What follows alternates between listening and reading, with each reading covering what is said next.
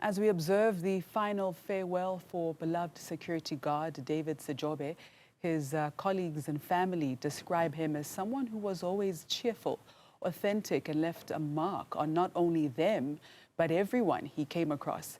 Let's speak to clinical psychologist now, Professor Saths Cooper, who will talk to us about grief and healing when one loses such a big presence and a big personality. Good morning, Professor, and thank you so much for your time today. Good morning, and what a wonderful tribute you have given to a fellow human being that you and many, many others have known and enjoyed the presence of. Now, you know, Professor, I was just reflecting on how it feels like life has absolutely no balance, you know, for someone who was as large a human being in the humanity sense to be taken in such a brutal manner. What advice do you have for let's start with the children, his wife, his family, on how to recover from such a sudden death? Well, this will be an irrepressible loss because he's been a breadwinner, he's been a central figure in their lives, and the trauma will be hitting them. The realization that he's no more there, particularly for the younger ones, is going to take a little longer to settle in.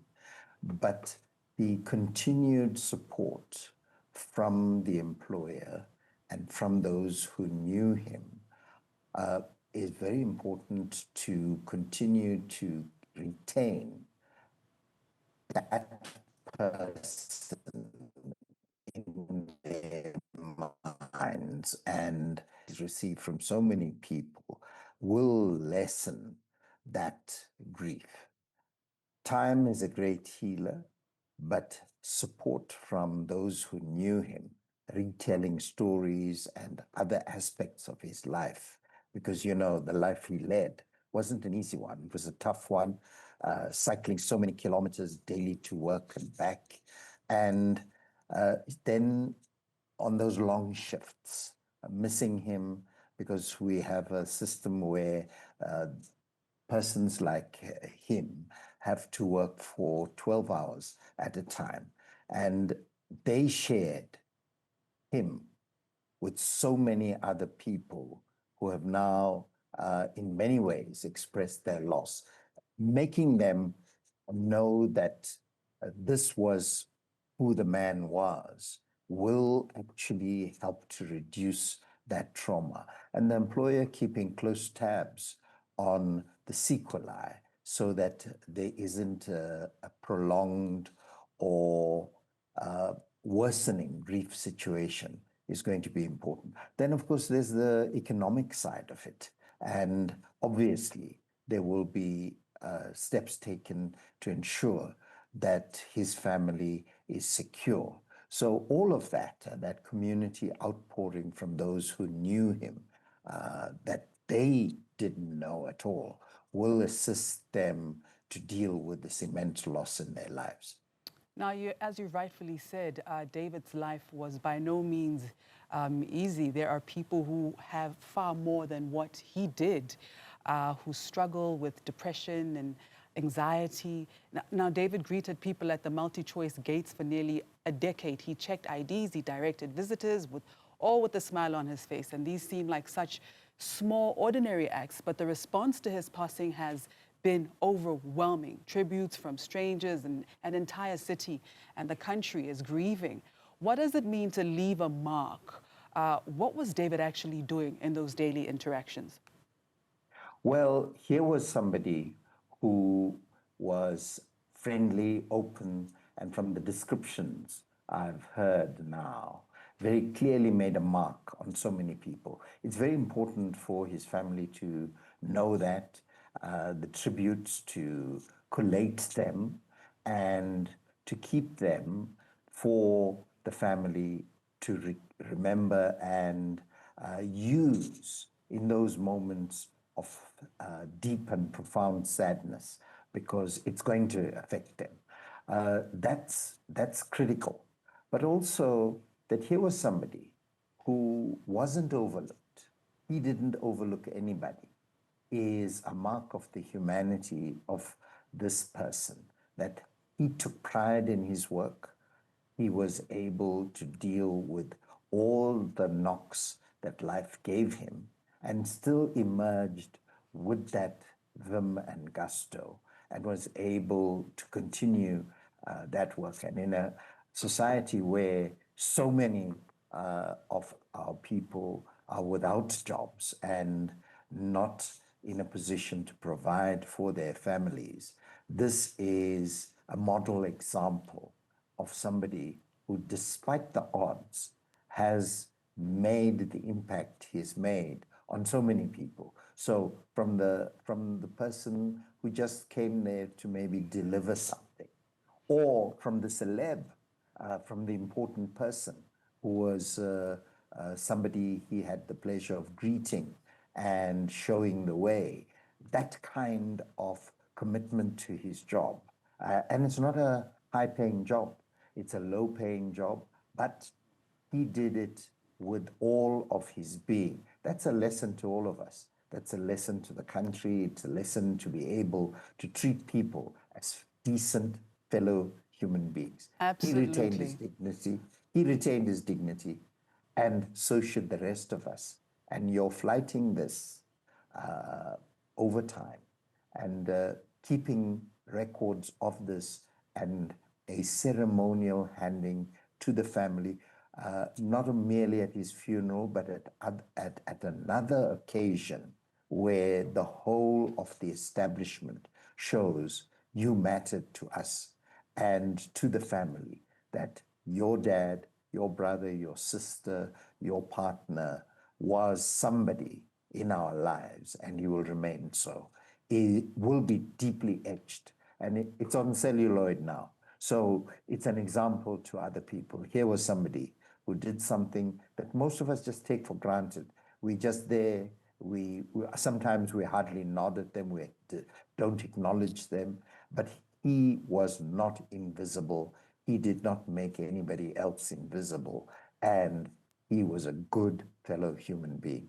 That lesson will help everyone. Many people say, you know, I didn't know him personally, but he made me feel seen. Why is being or feeling seen such a powerful human need? Well, you know, in isiZulu and related languages, sawubona, you know, just that we see you, I see you, is so important, because people are made invisible. And he didn't do that. And he recalled people, he smiled at people, he did whatever he needed to, and made the job something of a welcoming and recognition. That I see you and you should see me is a profound lesson in our culture, in Ubuntu, and our common humanity. Are we perhaps grieving David and also grieving something that we feel is inherently missing in the world right now? Absolutely. We don't do that. And sometimes you're in a hurry, you're just running in to get something, and you say, can you? And the person on the other side greets you, and then you remember you didn't greet them. So that is vital.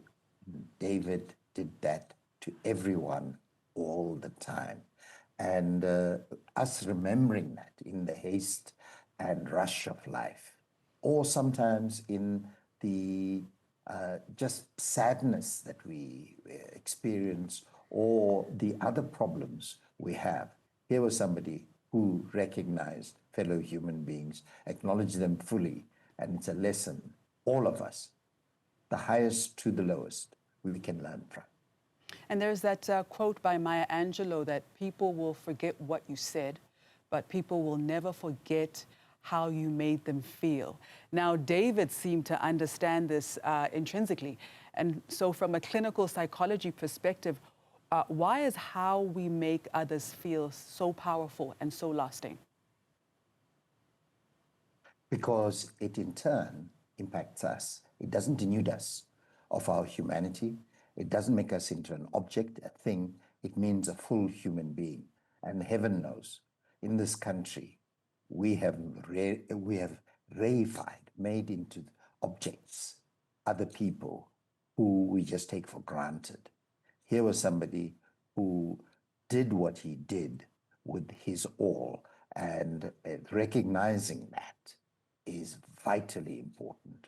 And the entire establishment that he was part of can do well by memorializing this as an exemplar to all those out there, and keep that memory going, all the kinds of things he did, because it helps us when we think we are down, when we think we are nobody. He was somebody who actually did what he should do as a good human being. One of the questions many are asking, Prof, is how do we create environments where people like David can simply be themselves, where a security guard can bring his full humanity to work, and where kindness is not just tolerated but celebrated? Well, to retain your humanity, you need to be human inside and then to the other person. This is what David did. A great teacher, a great exemplar, and just imitated 5% of what he did in his human interactions will make all of us better. All right, Prof, now for anybody out there who is grieving the loss of a loved one, whether a family, a friend, or a colleague, what advice do you have for people who are watching this right now? Remember the good that they did with and to us, and hope and trust that you can replicate that in your relationships with everybody, so that nobody is looked at as an object, is looked at as a full human being, and in turn recognize your own humanity in the other. Thank you so much for your time, Professor. My pleasure. All right, that was clinical psychologist Professor Saths Cooper. Of course, may that the David Sejobe's soul rest in peace.